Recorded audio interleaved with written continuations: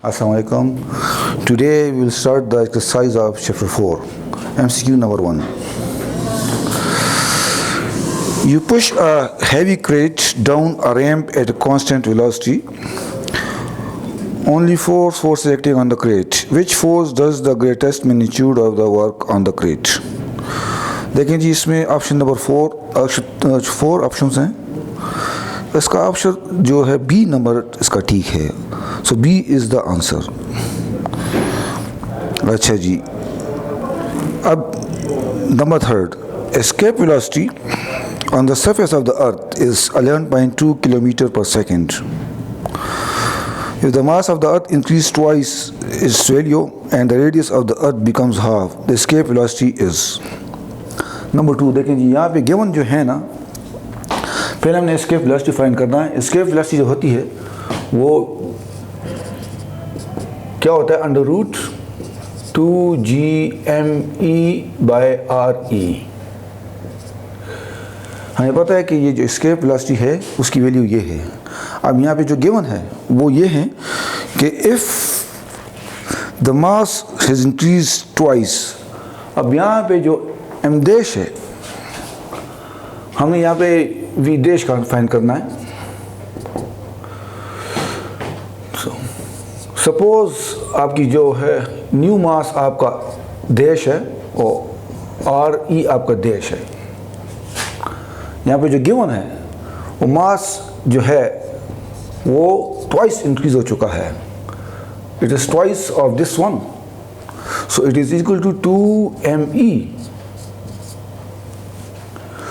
अच्छा जी, और क्या गिवन है, and radius of the earth becomes half. और जब रेडियस हाफ हो जाए तो आर ई देश जो है वो आर ई का हाफ हो जाए, तो फिर इसके वेलोसिटी क्या होगी. अब हमने ये इसके वेलोसिटी फाइंड करनी है, तो इसकी वैल्यूज इसमें पुट कर दें तो वी विल गेट वीईएस देश इज इक्वल टू, देखें जी ये 2g तो उसी तरह रहेगा. एम ई देश की वैल्यू ये है twice of the initial of the earth of mass, so it is 2me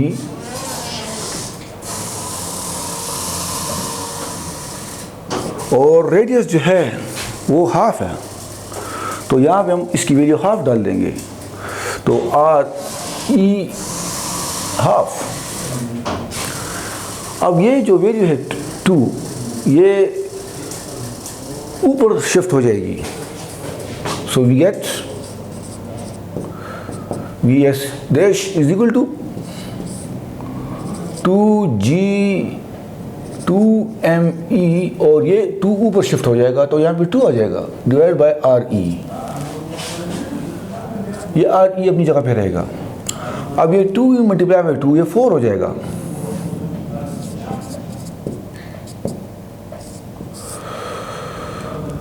अच्छा जी, तो ये 2g me 2 मल्टीप्लाई बाई 2 4 आ जाएगा यहाँ पे, और re ये 4 जब रूट से बाहर चला जाएगा तो जो 4 रूट से बाहर जाएगा तो 2 बन जाएगा, तो इट इज इक्वल टू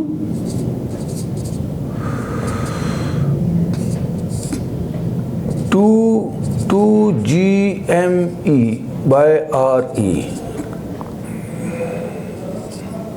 ठीक है ना. अच्छा जी, हमें पता है कि ये एस्केप वेलोसिटी है वो तो इसकी इक्वल है, उसकी वैल्यू 11.2 है. 11.2 इंटू 10⁻³ मीटर पर सेकंड है.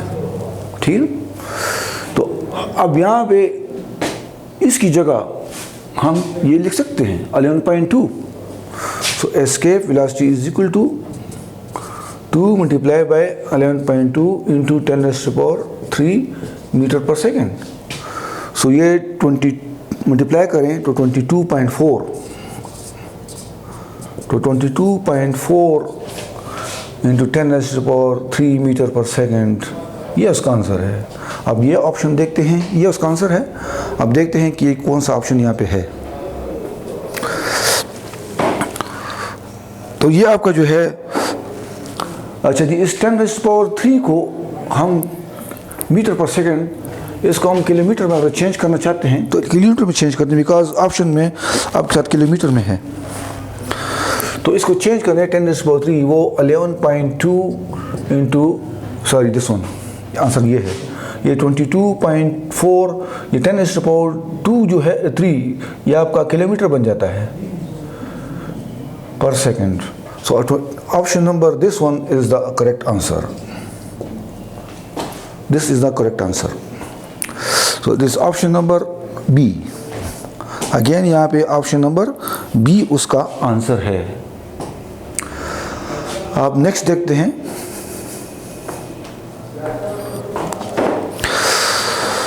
इसको ज़रा आप ज़रा चेक करना चाहते हैं, चेक कर लें।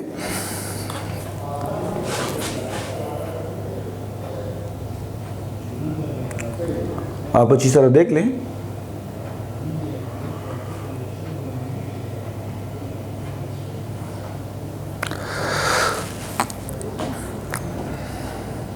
अच्छा, अभी हम नेक्स्ट को जाते हैं।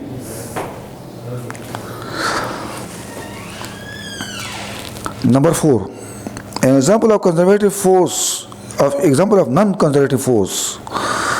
देखिए जी, ये इलेक्ट्रिक फोर्स वो भी कंजर्वेटिव है, ग्रेविटेशन फोर्स वो भी कंजर्वेटिव है, मैग्नेटिक फोर्स वो भी conservative. C is the answer. Frictional force जो है वो कंजर्वेटिव नहीं है। अच्छा जी, नंबर 5 नहीं है आपके कोर्स में है। ये नंबर 6 देख लें, 1 horse power is equal to 746 watt. This is your answer A. जो 6 का जो है आपका आंसर नंबर ए है। 1 horse power is equal to 746 watt, यह उसका आंसर है। Work is said to be negative when force and displacement are. देखें जी, फोर्स और डिस्प्लेसमेंट तब नेगेटिव होता है, नंबर ये एमसीक्यू नंबर 7, एमसीक्यू नंबर 7 आपसे पूछता है कि कब वर्क डन नेगेटिव होगा। तो वर्क डन जो होता है वो नेगेटिव तब होता है जब फोर्स और डिस्प्लेसमेंट अपोजिट डायरेक्शन में हों। तो अगर फोर्स इस साइड पे हो जाता है और डिस्प्लेसमेंट इस साइड पे हो जाता है, ये फोर्स और डिस्प्लेसमेंट है, ये वेक्टर्स क्वांटिटीज हैं, तो इसके दरमियान जो एंगल होगा वो 180 बन जाएगा। तो 180 पे वो नेगेटिव बन जाता है, या जब वो एंटी पैरेलल हो तो फिर वो नेगेटिव बन जाएगा। सो इसका जो आंसर जो उसका है वो एंटी पैरेलल है। अब देखते हैं इसमें वो कौन सा ऑप्शन है। वो ऑप्शन नंबर बी है। सो 7 में आपका बी है। Number 9, the atmosphere is held to the earth by gravity, इसका आंसर है बी नंबर। अच्छा जी, अब लास्ट वन देखते हैं। इफ नंबर 14 नंबर, देखिए ये हम जो एमसीक्यूज कर रहे हैं वो according to the reduce syllabus कर रहे हैं, तो एमसीक्यूज भी हम रिड्यूस सिलेबस के मुताबिक कर रहे हैं। Number 14, if the force and displacement of the particle in the direction of force is double, work done would be what? वो कह रहे हैं कि अगर हम फोर्स और डिस्प्लेसमेंट को डबल करें, if the force and displacement of the particle in the direction of force is double, तो फिर क्या होगा? देखिए जी, हमें पता है कि वर्क डन जो होता है वो F D cos of theta क्या होता है। यहाँ पे कहते, यहाँ पे गिवन है कि इनकी डायरेक्शन सेम है।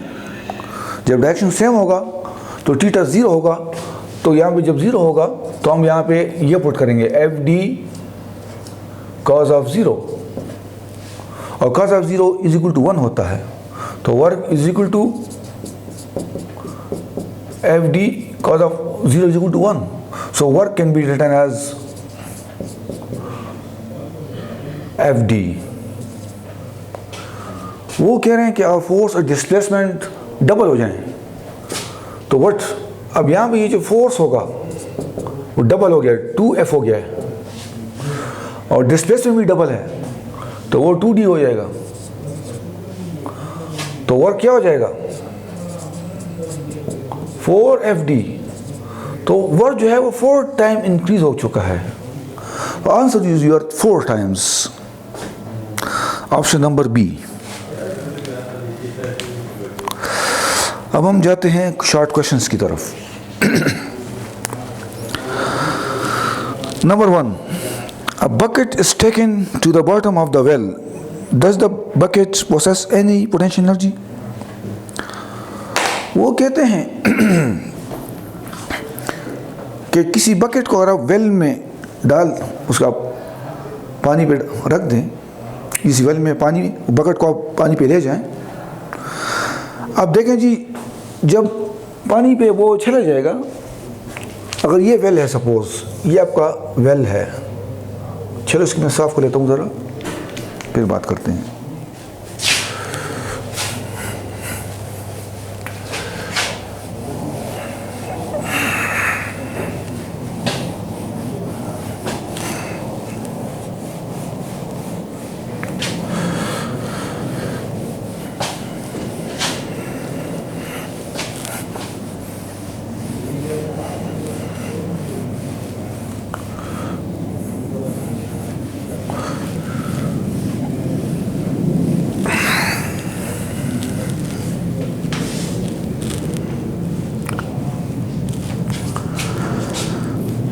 देखिए जी number 4, first number short question कि अगर suppose this is your well, ये कुआं है, उसमें ये वाटर फील्ड है, पानी है, यहाँ से ये सारा पानी है, बकेट आप यहाँ पे ले आते हैं, यहाँ पे ले आते हैं।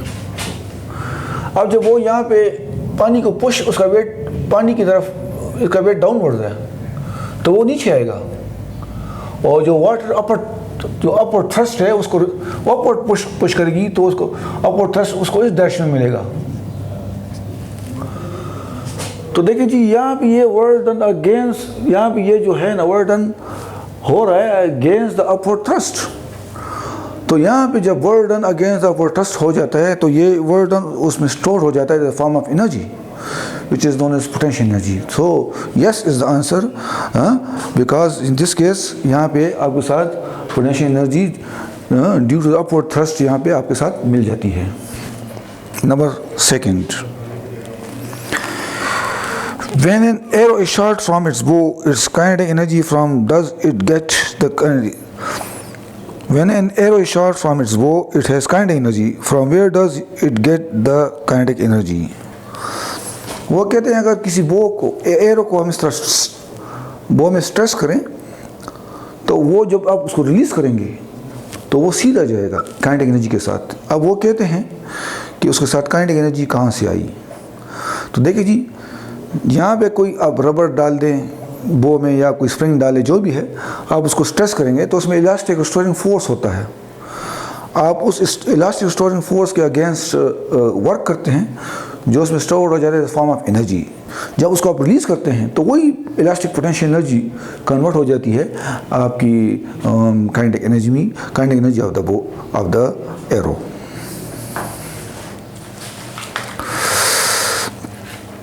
अच्छा जी, number 3, does the hydrogen filled balloon possess any potential energy? वो कहते हैं जब हाइड्रोजन गैस आप फिल करते हैं बैलून में, तो उसमें पोटेंशियल एनर्जी होती है कि नहीं? होती है।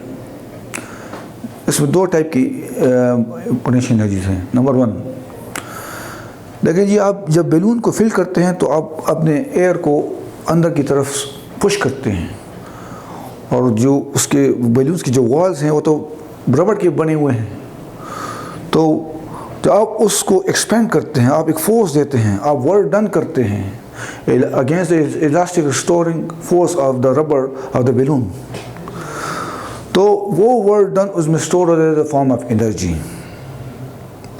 दूसरी बात, एक तो ये पोटेंशियल एनर्जी हो गई है, और दूसरी ये है कि बैलून को आपने ज़मीन से ऊपर रखा हुआ है, तो अब वो किसी हाइट पे है, तो अगेन वहाँ पे जब हाइट पे होती है, अगेन उसके साथ ग्रेविटेशन पोटेंशियल एनर्जी है। ये दो टाइप के उसके साथ पोटेंशियल एनर्जीज हैं। नंबर 4, इस काइनेटिक एनर्जी वेक्टर क्वांटिटी। देखें एनर्जी जो भी हो, खा वो काइनेटिक हो या पोटेंशियल हो या जो भी हो, रोटेशनल हो, सब इन vice versa, energy is a scalar quantity, याद रखें। तो ना अब जो भी फॉर्म उसका ले लें तो सब के सब वो स्केलर क्वांटिटीज हैं। So no is the answer. और आप कहेंगे कि आंसर में आप कह देंगे कि energy is a scalar quantity, जो भी हो, कोई भी एनर्जी हो। नंबर 5 छोड़ दें, नंबर 6 भी आप छोड़ दें।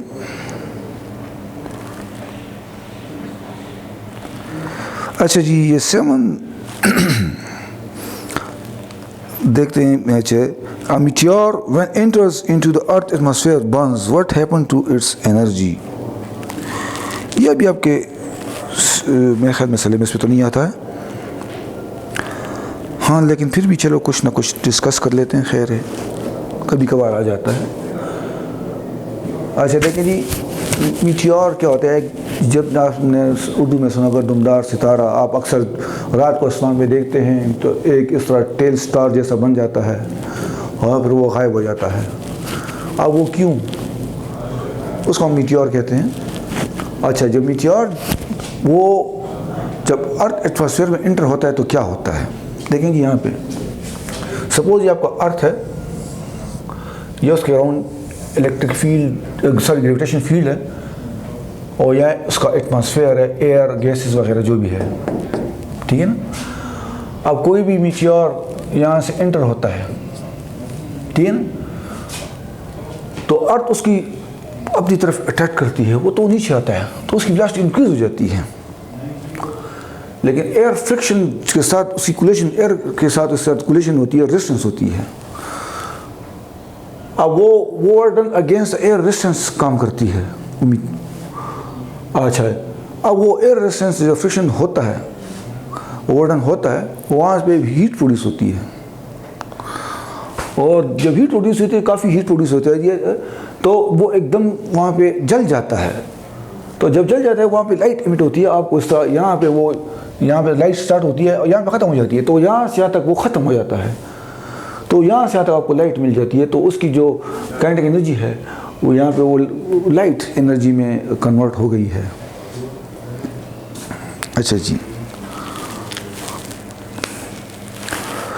ये 8 भी छोड़ दें, 9 भी छोड़ दें,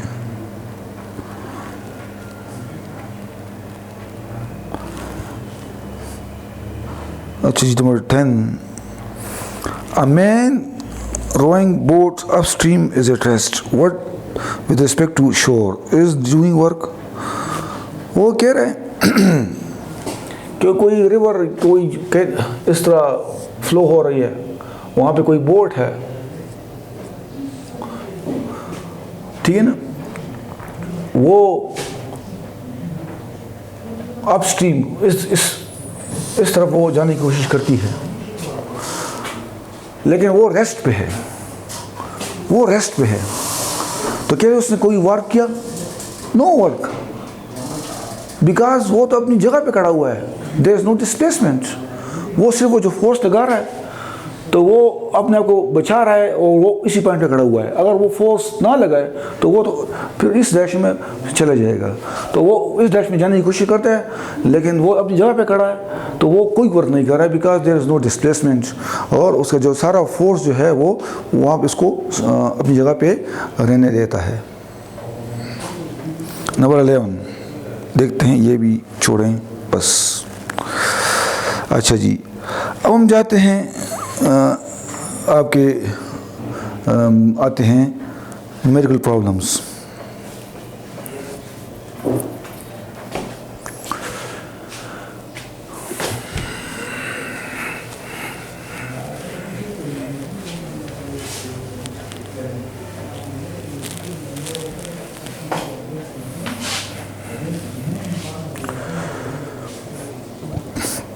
देखें जी, फर्स्ट प्रॉब्लम जो है आपका वो तो पावर के बारे में है, पावर हमने पढ़ा नहीं है, सेकंड पढ़ लेते हैं। A body of mass 2 kg is dropped from rest position 5 meter above the ground. What is the velocity of the height 3 meter above the ground? ठीक है ना। अब वो कह रहे हैं ये कोई बॉडी है यहाँ पे, वो अर्थ से 5 मीटर अबव है, यहाँ तक है, जिसकी हाइट 5 मीटर है। वो यहाँ पे कोई बॉडी है, इसको आप ड्रॉप करते हैं। जब ड्रॉप करते हैं तो 2 मीटर्स के बाद क्या कहता है, a body of mass 2 kg, जिसका मास 2 kg है, इसका जो मास है,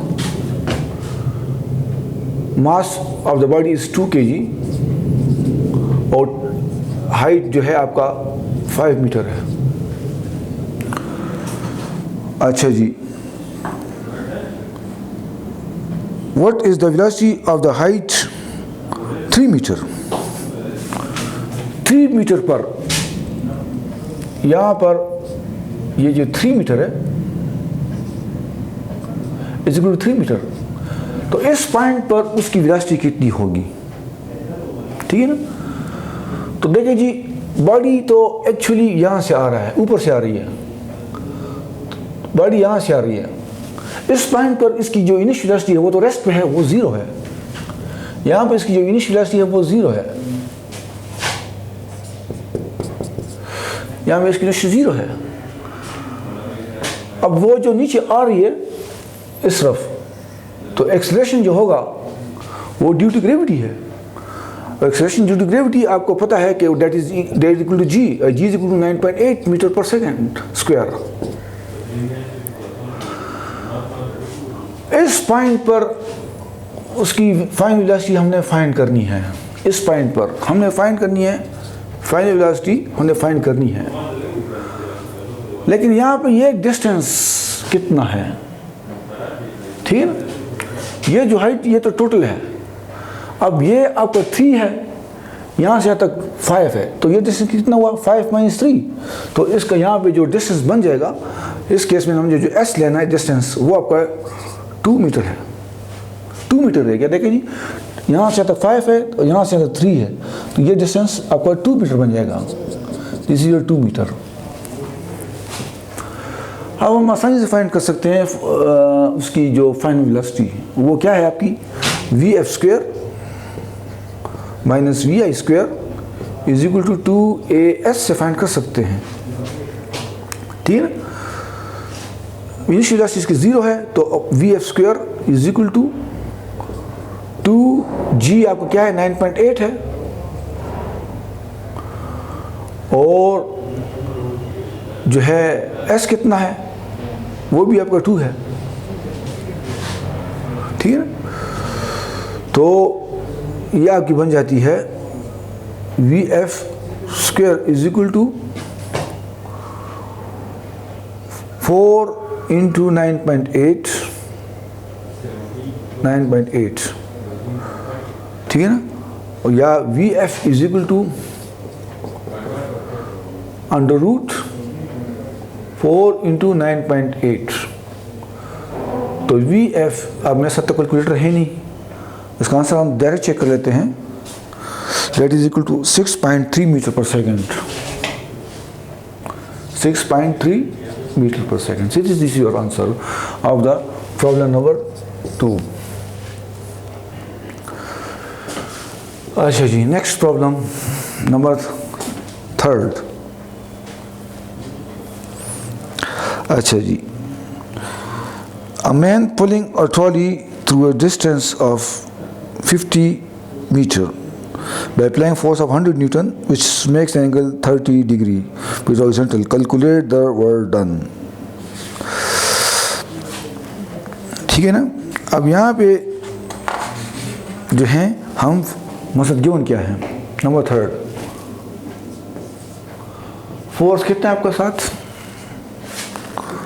फोर्स आपका है 100 न्यूटन, और डिस्टेंस कितना है 50 मीटर।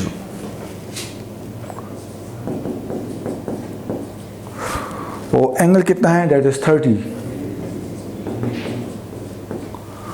हमने क्या फाइंड करना है, वर्क डन फाइंड करना है। तो we know that work done is equal to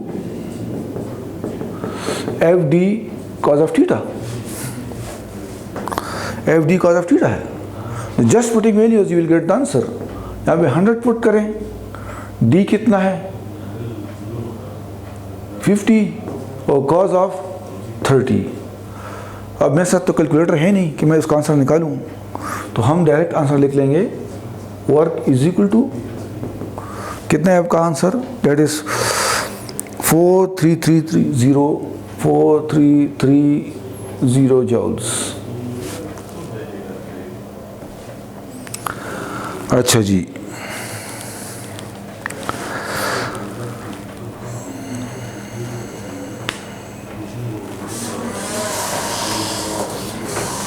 next हम करते हैं, ये 4 तो आपका नहीं है। A man who is the up to the 3rd floor building is 12, ये पावर का ये भी नहीं है। नंबर 6 पे पावर का है, वो भी नहीं करते हैं। नंबर 7 को कर लेते हैं। A ball of mass 100 gram thrown vertically upwards at a speed of 25 meter per second. If no energy is lost, determine the height it would reach. If the ball only rises to 25 meters, calculate the work done against air friction. Also calculate the force of friction.